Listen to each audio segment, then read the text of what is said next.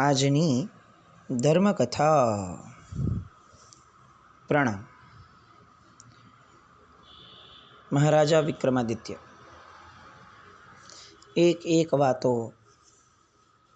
આપણું રૂવાડું એની પોતાના સ્થાન પર ન રહી શકે, પ્રદીપ્ત થયા વિના રહી ન શકે.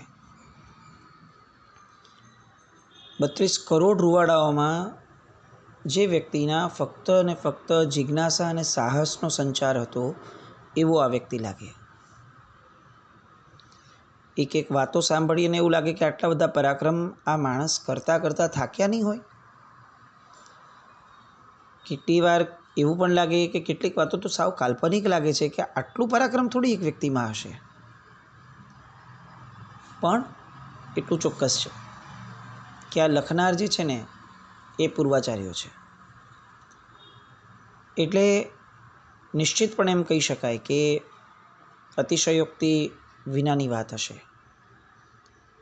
કારણ કે આપણે ત્યાં અકાટ્ય સિદ્ધાંત છે, પુરુષ વિશ્વાસે વચન વિશ્વાસ. વચન ઉપર વિશ્વાસ રાખવો કે ન રાખવો એની શંકા આપણને થઈ શકે, અને એમાં ખોટું નથી. પરંતુ વચન કોના દ્વારા બોલાયું છે? જો એ વ્યક્તિ વિશ્વસનીય છે ને, તો એના વચન ઉપર કોઈ કાળે શંકા ન થઈ શકે. વિક્રમાદિત્યની આ બધી વાતો ગઈકાલ સુધી આપણે 25 પુતળીઓ જે રાજા ભોજને જણાવે છે કે તું આ સિંહાસનને લાયક નથી. કેમ લાયક નથી? અને એમ કહી અને એક વાર્તાઓ, એક પ્રસંગો, એક પરાક્રમો વિક્રમાદિત્યના કહેતા જાય છે. મુખ્યતયા આપણે એક વસ્તુ કોમનલી જોઈએ છે કે વિક્રમાદિત્યની જે દયા હતી, એની જે પરદુખ ભંજનતા હતી, એ અપ્રતિમ હતી.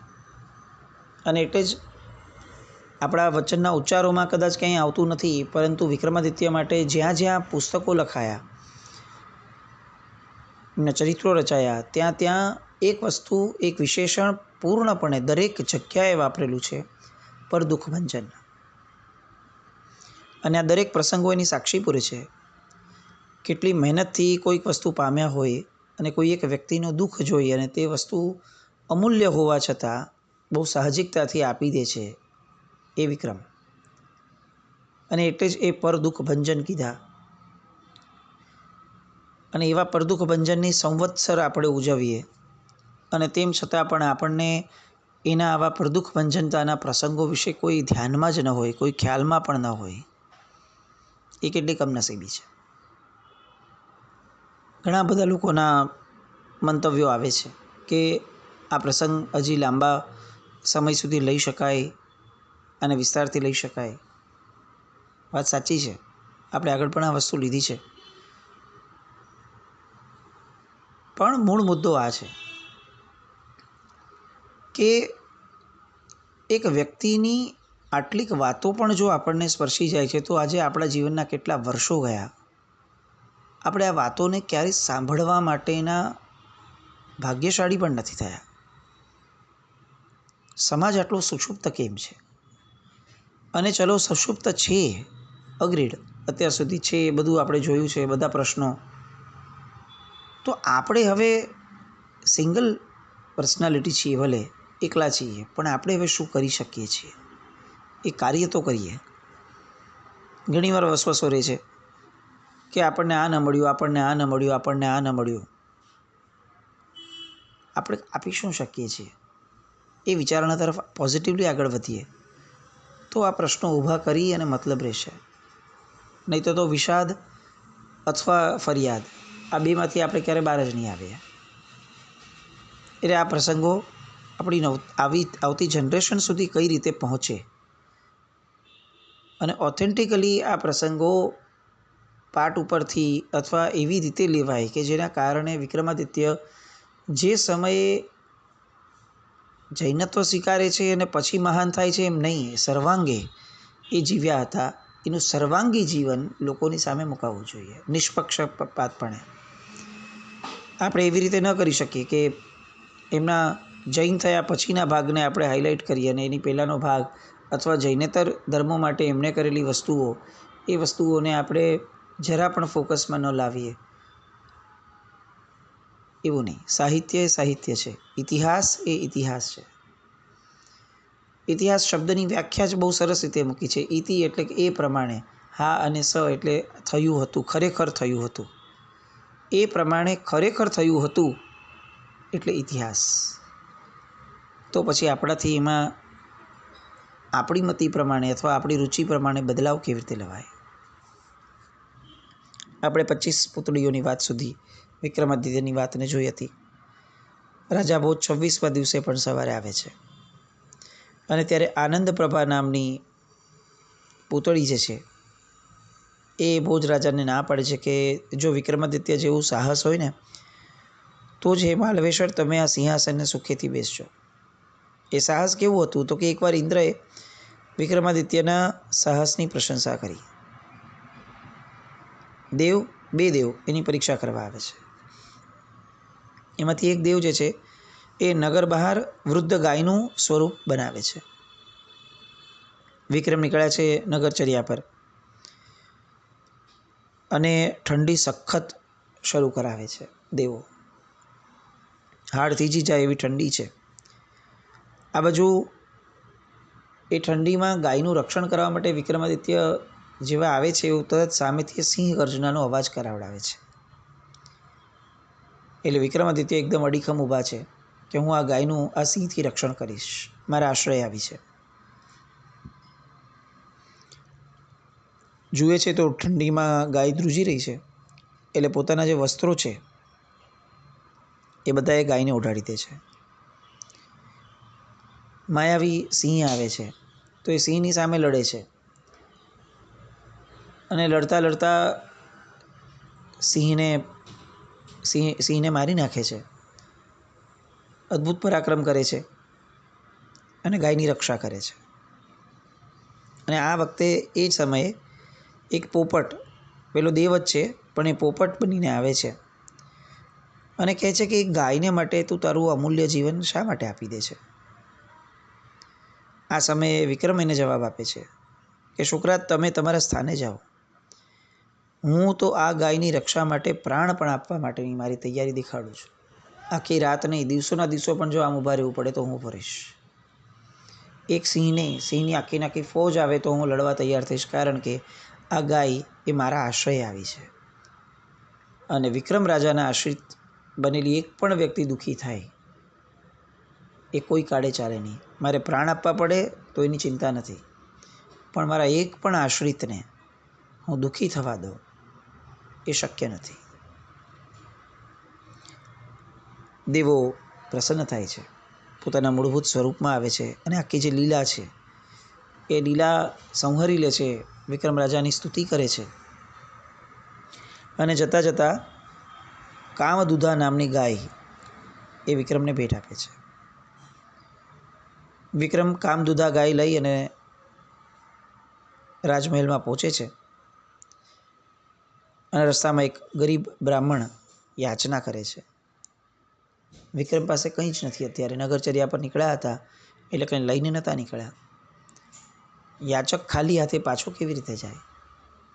અને વિક્રમે પેલી કામદૂધા ગાય જે આ રીતે પરાક્રમ કરી અને દેવો તરફથી મળી હતી એ કામદૂધા ગાય પેલા ગરીબને આપી દે છે. બોલ ભોજ, આવું ઔદાર્ય એ તું તારા સ્વપ્નમાં પણ વિચારી શકે છે પોતાની માટે? અને ત્યારે ભોજ રાજા સ્પષ્ટપણે કહે છે કે આ તો કમાલ કહી શકાય, કમાલ. અને એ પોતે પાછો ફરે છે. આ પછીથી ફરી 27મો દિવસ આવે છે અને ચંદ્રકાંતા નામની જે પૂતળી છે એ ભોજ રાજાને ના પાડે છે અને વિક્રમ રાજાની પ્રશંસા કરતા કહે છે કે વિક્રમાદિત્ય એણે એક દ્યુતકાર હતો, જે જુગાર વગેરે રમત રમાડે તેવો દ્યુતકાર હતો.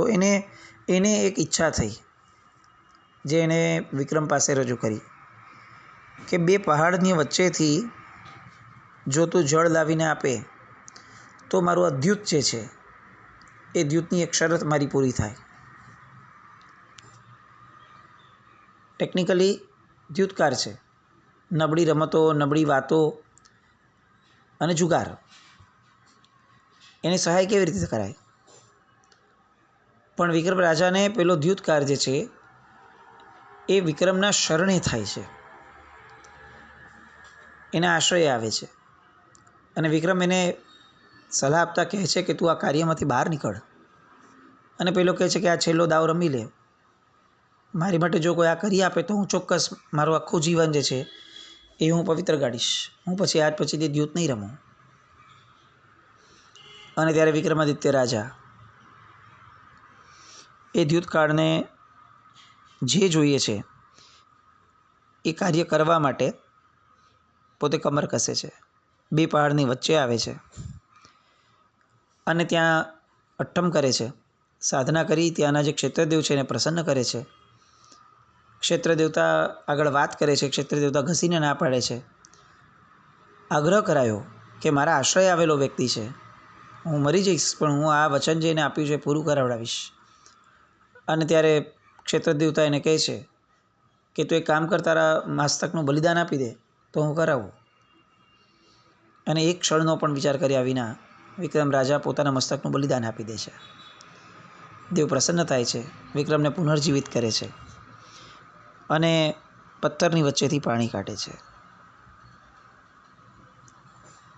વિક્રમ પાછો ફરે છે, પણ અહીંયા જે પૂતળી છે એ ભોજ રાજાને કહે છે કે શું તમને લાગે છે કે તમારે બેસવું જોઈએ કે પાછા ફરવું જોઈએ? ભોજ રાજા વિલે મોઢે એ દિવસે પણ પાછો ફર્યો.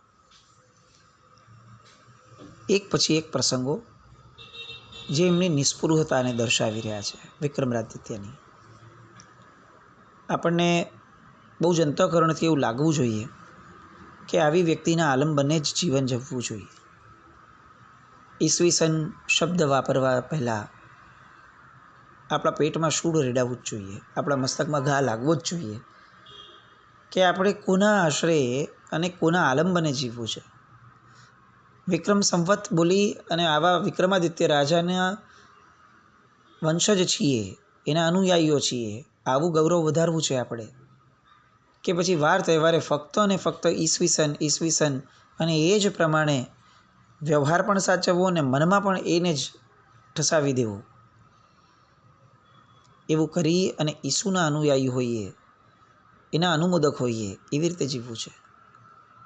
મૂળભૂત વાત આ આખું ચરિત્ર શરૂ કરવા માટેની આ હતી. આજે કદાચ આપણે આ ચરિત્રના છેલ્લી કડીમાં છીએ, પણ મૂળભૂત આશય અત્યારે રિપીટ કરવાનું કારણ આ જ છે કે બધી વસ્તુઓને ખાલી વાહ કરીને, સરસ છે એમ કરીને, સાંભળવું ગમ્યું એમ કરીને જો મૂકી દેશું ને તો એ ફક્ત ઇન્દ્રિયોનો વિષય થશે. અને ઇન્દ્રિયનો વિષય એ તો ભોગ છે. ભોગને વધારવા ક્યારે ધર્મકથાઓ ન હોય, એક સમજણનું સ્તર ઊભું થાય.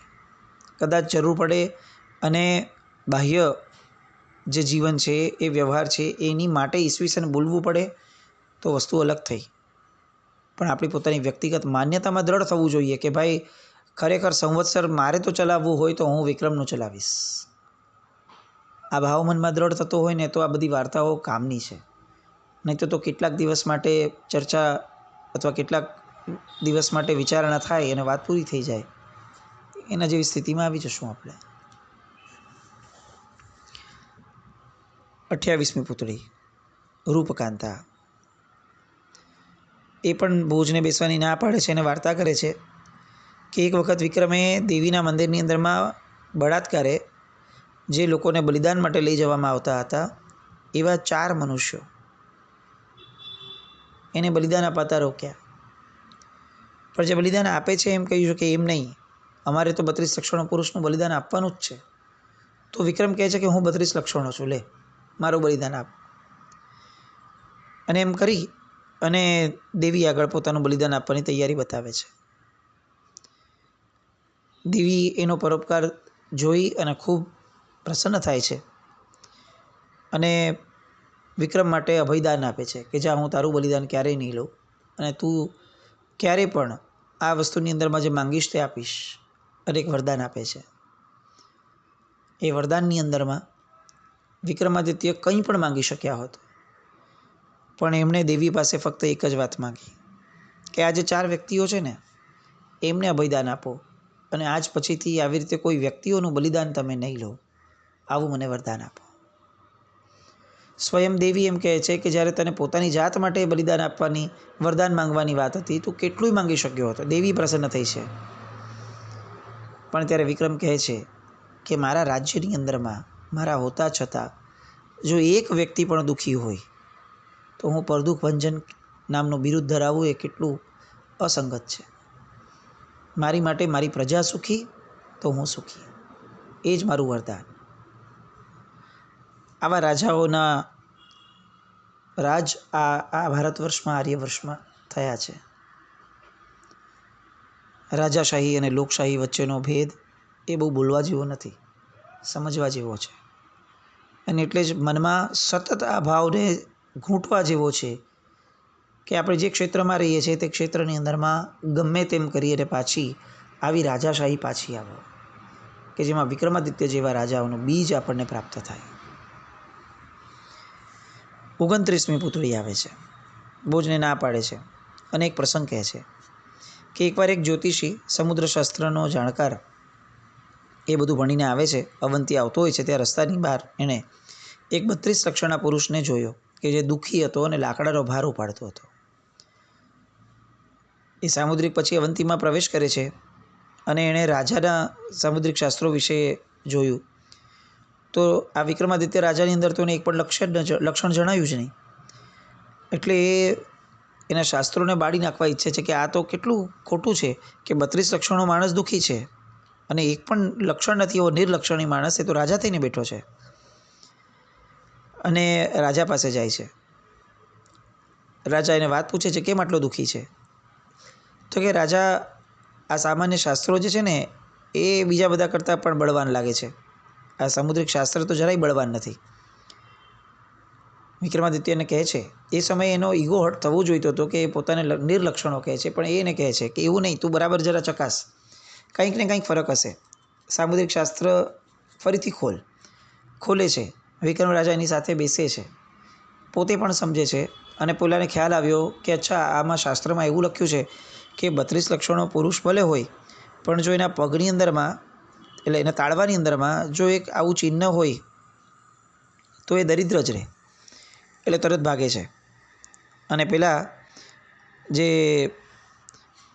વ્યક્તિને એને જોયો હતો એ વ્યક્તિને જુએ છે તો એના તાળવામાં એ લક્ષણ હતું. એટલે એને તરત ખ્યાલ આવી ગયો કે આ કેમ 32 લક્ષણો હોવા છતાં પણ દુઃખી છે.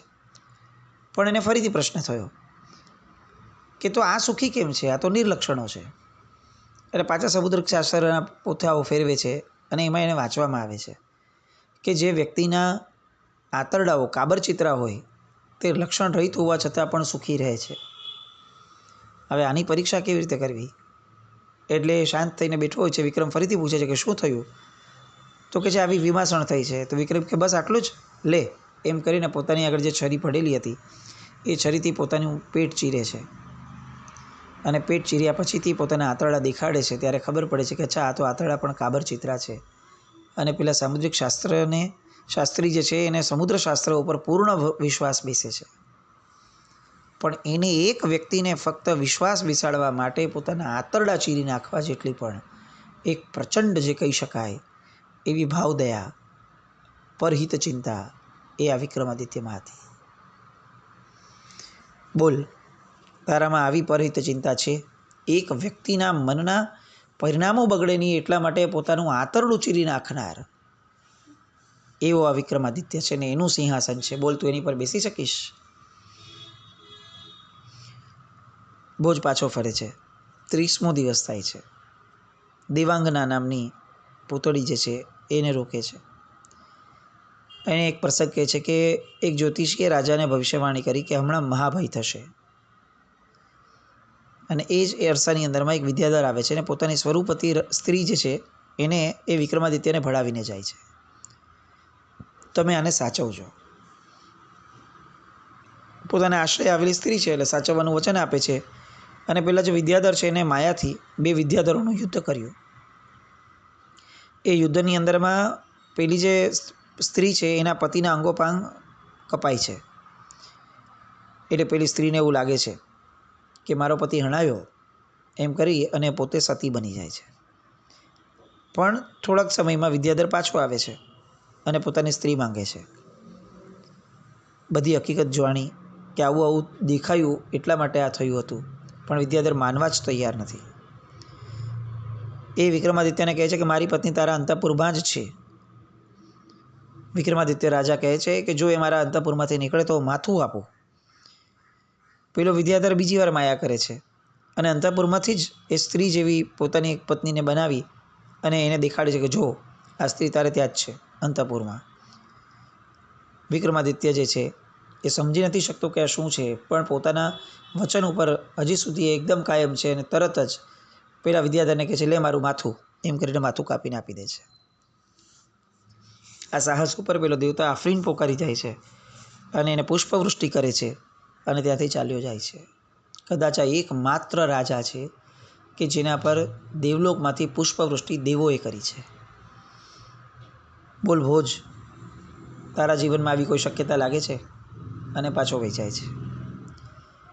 31મી પૂતળી આવે છે. ના પાડે છે સિંહાસન પર ન બેસો. કેમ?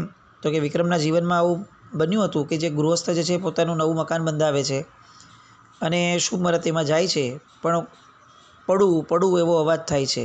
પેલો રાજા પાસે જાય છે, ફરિયાદ કરે છે, રાજા ખરીદી લે છે, પોતે સુવા જાય છે. પડું એવો અવાજ સંભળાય છે એટલે રાજા પોતે કહે છે કે ભલે પડ, અને એક સુવર્ણ પુરુષ પડે છે. અને ત્યારે શેઠને એ પાછો એ સુવર્ણ પુરુષ આપી દે છે કે લે આ તારા ભાગ્યનો છે. શેઠ ના પાડે છે કે મારાથી કેવી રીતે લેવાય, તમે ખરીદી લીધું છે આ ઘર તો. પણ તે છેવટે રકઝક થતાં શેઠ એવું નક્કી કરે છે કે તમે મારી પદ્મિની દીકરીને પરણી લો તો આ સુવર્ણ પુરુષ તમારો થશે. અને ભોજ રાજાને ખ્યાલ આવે છે કે આવી પરોપકારિતા અને આવી નગરના લોકો પ્રત્યેની હિત ચિંતા એમનામાં હતી. 32મી પૂતળી આવે છે. પદ્મિની નામની પૂતળી બેસવાની ના પાડે છે. કેમ? કે ભોજ રાજા વિક્રમ જેવો કોઈ થયો નથી ને થશે પણ નહીં. એણે રાજ્ય ત્યજ્યું, દેહ ત્યજ્યો, સામંત, કોષ, અશ્વ, પદ આદિ હસ્તી આદિ ત્યજ્યા, રાણીઓ, પુત્રવૃંદ અને દેહ સુદ્ધા ત્યજ્યો, પણ સત્વ ક્યારેય પણ ત્યજ્યું નથી. અવંતીમાં જે માલ આવે તે પ્રજા ખરીદી લેતી, પણ કોઈ ન લે તો એવી વસ્તુ રાજા પોતે ખરીદી લેતો. એકવાર એક શ્રીમંત મનુષ્ય દરિદ્ર થઈ ગયો હતો અને લો નામની પૂતળી વેચવા માટે અવંતીમાં આવે છે. એને કોઈ ખરીદતું નથી. ખબર પડે એટલે 1000 દિનાર ઠેરવીને રાજા ખરીદી લે છે. એને ભંડારમાં મુકાવે છે. રાત્રે એની રાજ્યલક્ષ્મી જતી રહે છે અને કહે છે કે આ દરિદ્રને રજા આપો. રાજા ના પાડે છે કે હું એને કેવી રીતે રજા આપી શકું. તો ધીરે ધીરે રાજ્યલક્ષ્મી પત્ની સાથે સાથે વિવેક, લજ્જા, શાંતિ, કીર્તિ, સત્ય, સુખ, યશ આ બધા જવા માંડે છે. છેલ્લે સત્વ જતું હોય છે ત્યારે રાજા એને ના પાડે છે કે બીજા બધા ગયા ને તો હું એને જવા દઈશ, પણ આ સત્વને કહે છે કે હું તને નહીં જવા દઉં, અને તલવાર લઈ અને મરવા માટે ઉદ્યુક્ત થઈ જાય છે કે જો તું વહી જઈશ ને તો હું મરી જઈશ. એટલે સત્વ રહી જાય છે અને જે સત્વ એમનામાં રહ્યું તો બધા ગુણો પાછા આવ્યા અને દારિદ્રી પોતાની મેળે ત્યાં શત્રુને ત્યાં ચાલ્યું જાય છે. ભોજ રાજા આવો સત્વશાળી હતો. આવી બધી વાતો હજી આવતીકાલ પર કેટલીક બાકીની વાતો લઈએ. જેના જ્ઞાવૃત કંઈ પણ બોલાય તો મિચ્છામિ દુક્કડમ. જૈનમ જયતિ શાસન.